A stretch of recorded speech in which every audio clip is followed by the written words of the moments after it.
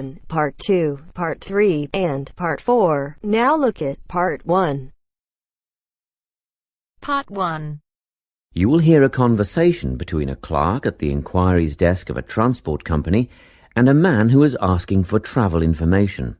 First, you have some time to look at questions 1 to 5.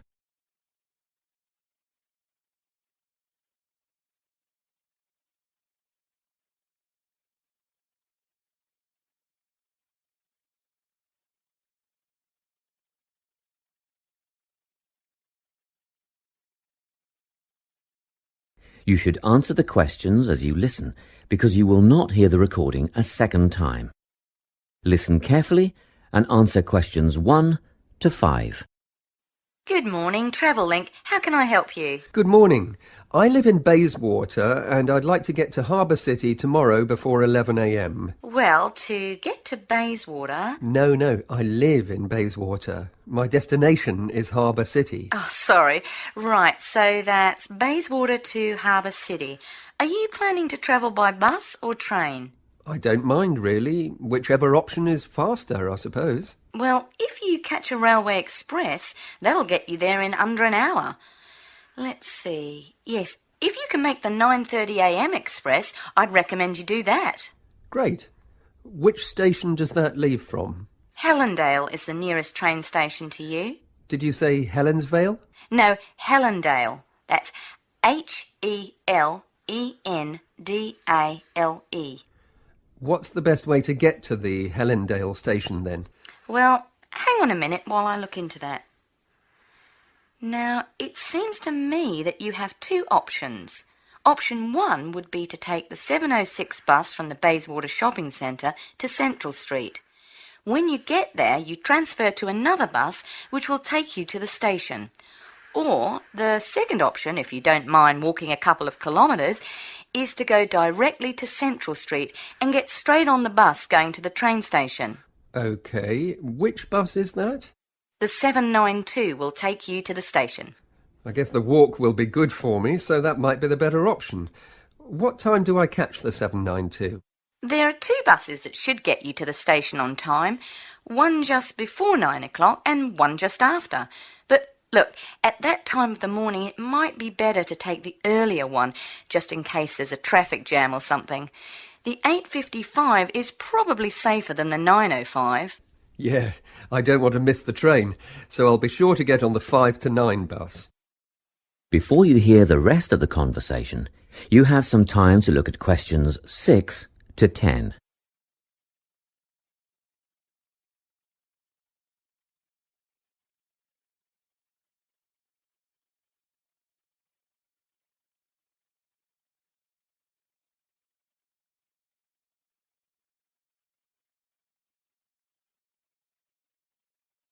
Now listen and answer questions 6 to 10. By the way, how much will I have to pay in fares? Well, you can get a ticket on the bus for $1.80 cash, and you'll need $10 each way for the train. Wait, do you have a Travellink card? No, but I can get one before tomorrow. OK, well that'll make it considerably cheaper then.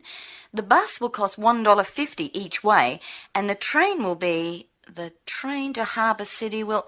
still cost $10 because you'll be travelling during peak hours in the morning, so no savings there, I'm afraid. However, if you could come back at an off-peak time... What does that mean? Well, if you could start your return journey before 5 p.m. or later than 7:30 in the evening... Actually, I wasn't planning on coming back till at least 8 o'clock anyway. Oh, in that case, you can make quite a saving if you use your Travellink card. You did say you were planning to purchase one, didn't you? Yes, I'll pick one up later today. Good. That would mean your return train journey would only cost you $7.15 with your card. Thank you. Is there anything else I can help you with? Actually, there is. Do you know if I can use the Travellink card on ferries? If you're thinking of the Harbour City ferries that go back and forth between the North and South Bank, those are the commuter ferries, then yes. A one-way trip costs $4.50, but with your card you'd make a 20% saving and only pay $3.55.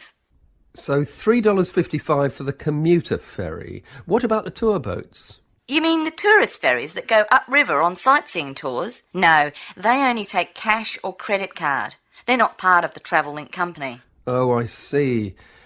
I don't suppose you know the cost of a tour? In actual fact, I do, because I took a friend on the trip upriver just last week. We decided on the afternoon tour, and that was $35 each, but I understand that you can do the whole day for $65. Thank you. You've been a great help. My pleasure. Enjoy your day out. That is the end of part 1. You now have half a minute to check your answers.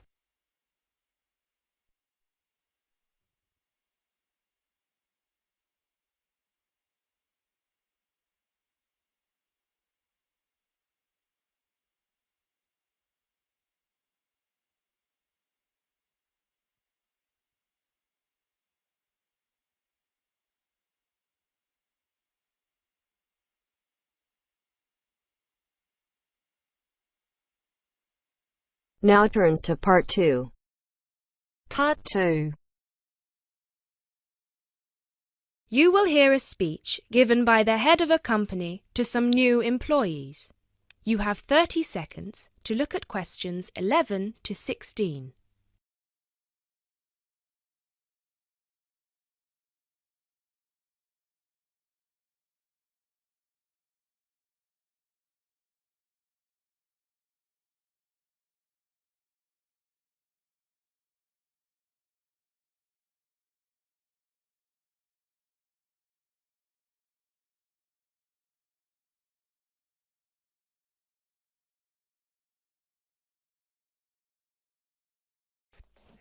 First of all, a warm welcome to Barker's Country Safaris. We're delighted to have you all on board for this season.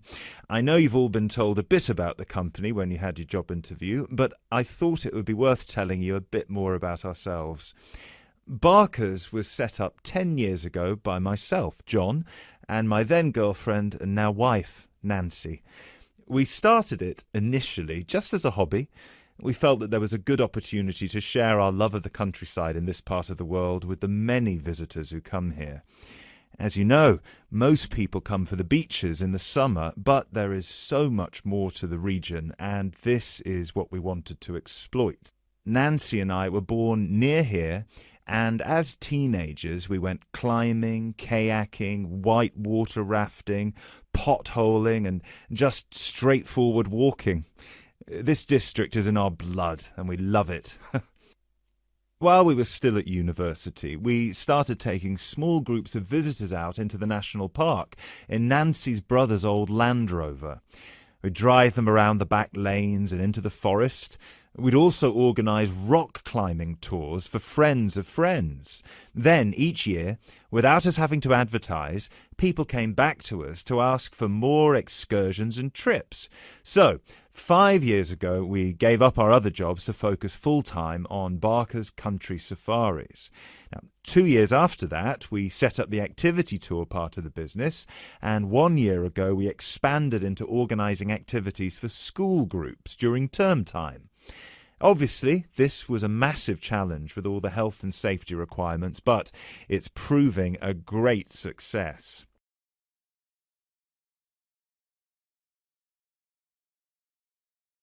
You now have 30 seconds to look at questions 17 to 20.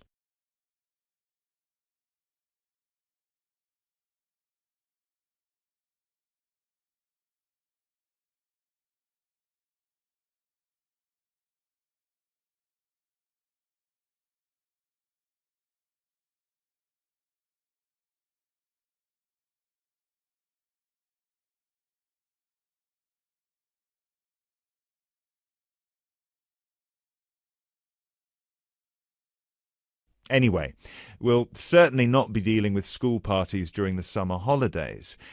Our clients for the next 3 months are mostly family parties or groups of friends, and I'd like to talk a bit now about the tours we offer and what your responsibilities will be. Our most popular excursion is the Woodland Tour and Trail. Now, often this is sold out and we have all of our 10 jeeps in convoy with 8 people in each jeep. It's a lot of fun. These tours really offer a taster of what we can provide. So as both driver and guide, it is important that you do a good job here so they come back for the bigger tours. I will talk about the commission package later. As the summer days are so long, we have 3 tours each day, but you will not be expected to work on more than 2 of them. Morning tours start at 8 a.m. and go to midday. Afternoon tours are from 2 p.m. to 6 p.m. and then evening ones 7 p.m. to 11 p.m. All the tours follow the same route, and you should have made yourselves familiar with all the key information. This was provided to you in the information pack you were sent when you accepted the job offer. This is important, so if you haven't had time yet, please do so now. Our second most popular tour is the Family Exclusive. Now, this tour is for the whole day and for only one group. Usually it is just one jeep, but sometimes there are 2 if the party is large. These tours go from 10 a.m. till 5 p.m. and include lunch at the Brown Bear in Lower Middleton. We have a number of different routes for these tours, as we don't want our premium clients being made to feel that they are part of a large package deal. You will be told which route to take with your weekly schedule. Now, I'd like to move on to these specialty tour packages. These are the ones that we are keen to book people on once they've done the woodland tour and trail trip.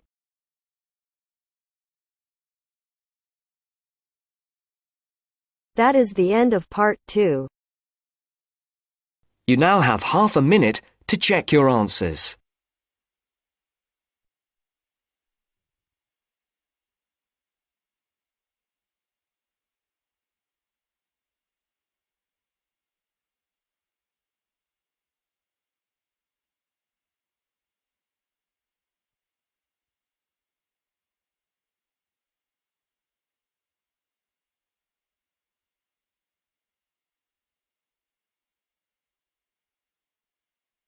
Now turns to part 3.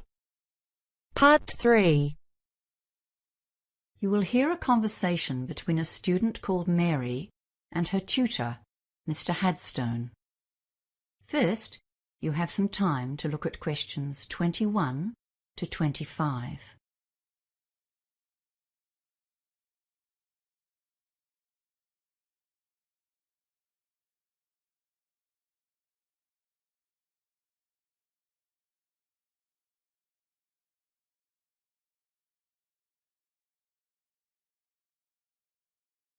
Now listen carefully and answer questions 21 to 25. Hello, Mr. Headstone. Is this the right time for our meeting? Yes, it is. Thanks for coming in at such a late hour, Mary. I know you've had a busy day studying and will be keen to get home. And thanks for volunteering to run this project. It's going to help you develop and practice skills needed by teachers today. Field trips are getting more and more a part of school life. So as a student of education, it'll be wonderful training for you. It's really a great opportunity. We did loads of field trips at school, so I've got a good idea of what sort of things we could do. I expect so. But we're here to go through the basics of planning one, and the trip leader carries a load of responsibility. Right now, you're focusing on activities, but your main job is to consider the dangers and come up with ways of countering or avoiding them. There are lots of government regulations you won't have been aware of on your school trips, but they're just a guideline for your own planning. Some of those school trips you went on would have been pretty adventurous, right? Yeah. Okay, and your plan needs to be tailored to the kind of trip you're doing. On a well-planned and successfully led adventure trip, we don't often hear of problems, even though sometimes there's bad weather, for example, that a school party has managed to combat. That's because the leader created a well-thought-out hazard management plan. Ah, I thought I'd just be taking my mates out on a trek. Now it's all paperwork. Yes, well, that's why I called you in. We'll work on this together over the next few days. I just wanted to give you a heads up on what you'll need to think about. There are some aspects that every trip needs to consider. What do you think they might be? Well, heavy rain, Or high winds, I guess? And any dangers in the terrain? Yes, we call those the significant factors. And another important one is the makeup of your group. But you don't need to go overboard. There are some kinds of hazard that you won't need to think about at all. Things like hurricanes, earthquakes, radioactivity, or major diseases such as cancer. The official name for those is unlikely events, because they almost certainly won't happen. Before you hear the rest of the conversation, you have some time to look at questions 26 to 30.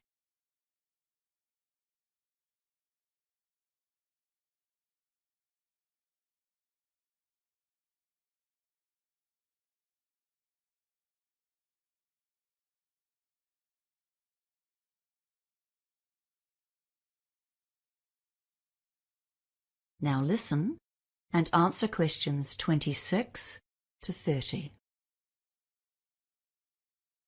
Okay, so let's consider the hazards seen as most likely on a field trip into the countryside.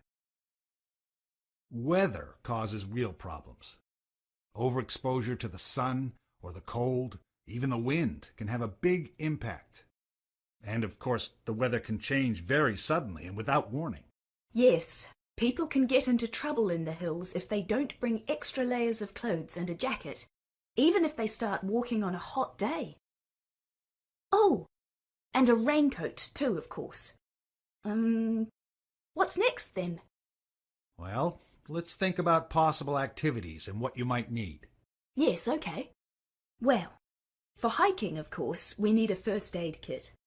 Oh, and a decent topographic map of the area. And we need to make sure that more than one person can read it.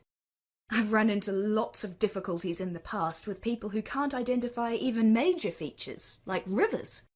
And some people have no idea about contour lines. And I suppose a compass, too. You'd need to list those. Then there are things that might be obvious but must be written down and considered seriously.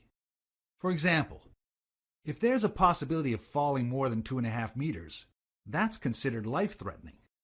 And I'm sure you would be aware of problems near the sea, like tides or high waves, and the trouble you can get into where there's a possibility of an avalanche or a mudslide or a flash flood if you're anywhere near rivers. Yes. Well, I was thinking of an adventurous route for this trip. You know, that's always more fun.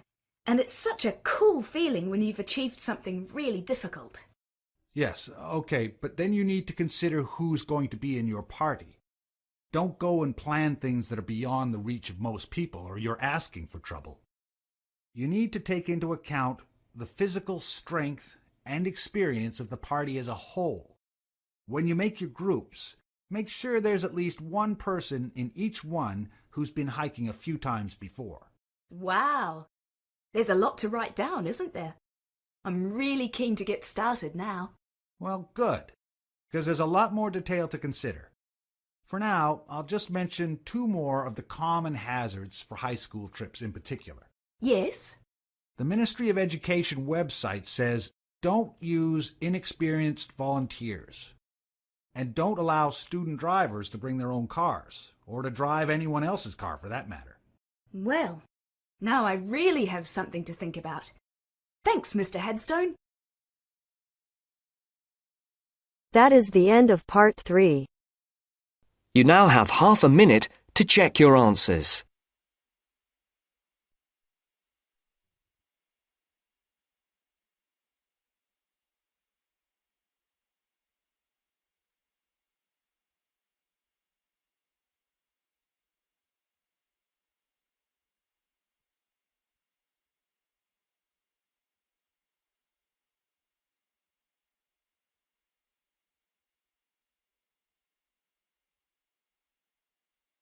Now turns to part 4.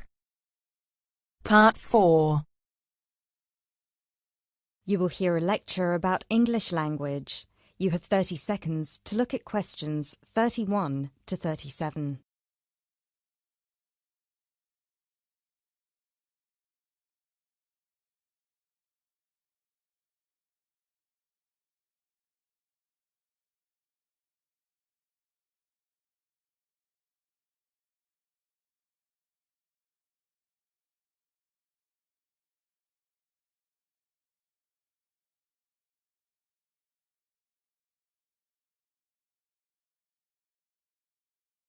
Those of you who were here last week will remember that we talked about the journey of the English language from its early Indo-European origins through to Old English, Middle English, and then to early and late modern English before it reached the form that it has today.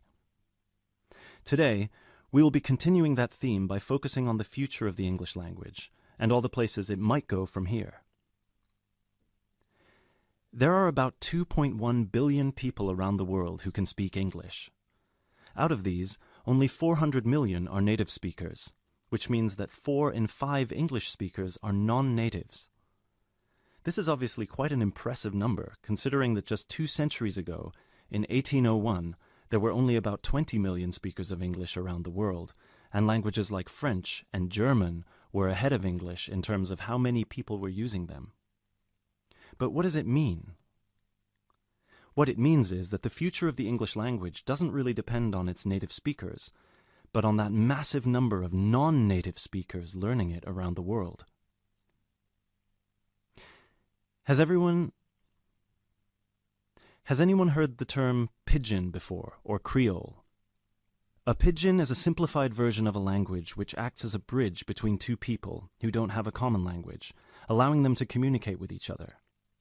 While a Creole is a language that evolves from a pidgin, with the difference that it is fully formed with clear grammatical rules and vocabulary. There are currently dozens of pidgin and Creole languages based on English around the world, for example, Nigerian pidgin or Jamaican patois. These languages are also known as Englishes. What's interesting about these Englishes is how different they sound to, for lack of a better term, proper English. Take the word trousers, for instance.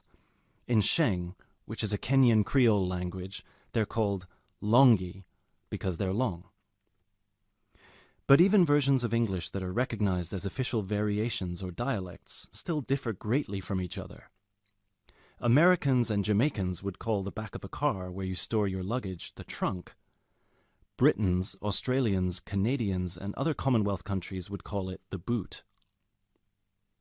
A subway in the UK is a tunnel under a road that allows pedestrians to cross safely. In the US, it's an underground train. You might think of these differences as minute, but when you take into account the dozens of different versions of English out there, a very intriguing parallel arises with another language from the past: Latin. Latin, too, used to be a lingua franca.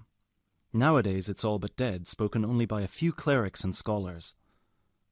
At some point in history, it splintered into various different languages which became known as Romance languages. For example, Spanish, Italian, or French. There are some that theorize that the same thing might happen to English in the near or distant future, that all these Englishes we have today in different countries will continue to develop, so pidgins will turn into Creole languages, and Creole languages will turn into just languages, and English itself, as we know it today, will disappear, or become less and less important. It's an interesting theory, if nothing else. You now have 30 seconds to look at questions 38 to 40.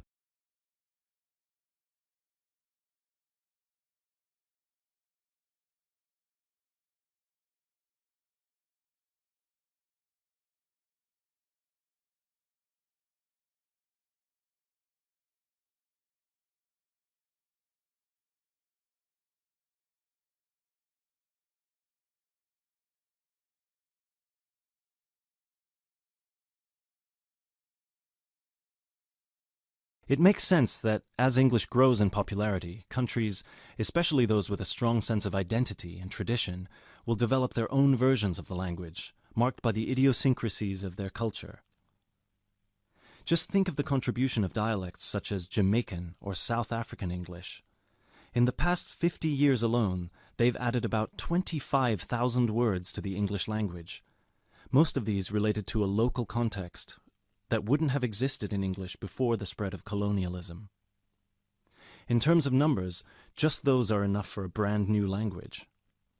There are some flaws to this theory too, however. While it's true that Latin and English have a lot of similarities in terms of how they developed, or have developed throughout history, there is one big difference. We currently live in an era of globalization. Today, you can be in India and stream an American film or TV series in seconds. You can be in Nigeria and listen to British music. You can be in Brazil and read a novel from an Australian author. Just a few centuries ago, this was unthinkable. So what's the other way that English could go? According to some experts, there's the possibility that it could maintain its status as the world's global language, but with a few differences.